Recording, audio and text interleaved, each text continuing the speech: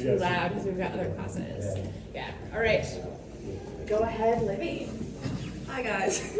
So this summer I worked at a computational biology lab at Yale.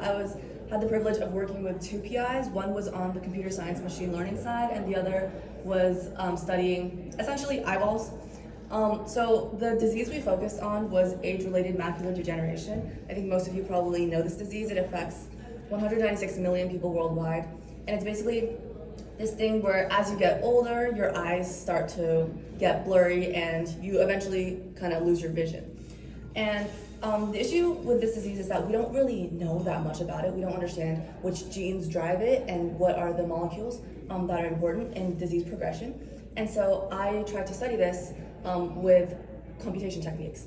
So essentially what we did is we popped all the cells and then we counted up all the RNA within the cells, and then based on this, we were able, these are like the plots of all 13 retina slices, the eyeball slices that I worked on.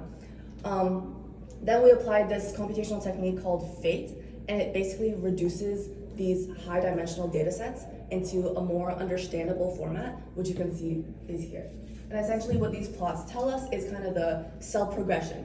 So these are labeled based on disease, which is the orange, and then the blue, which are control, which are healthy cells.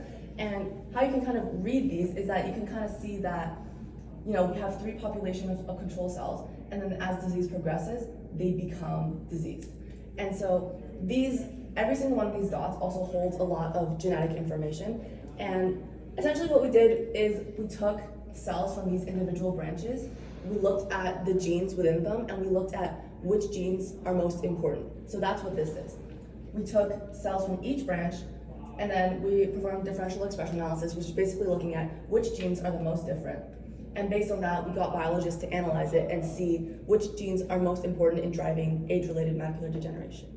Yeah, and the future goal of this is essentially to find out which genes are important, which proteins are important, and based on that, we can curate therapeutics to help treat them and hopefully cure the disease, or at least slow down the progression.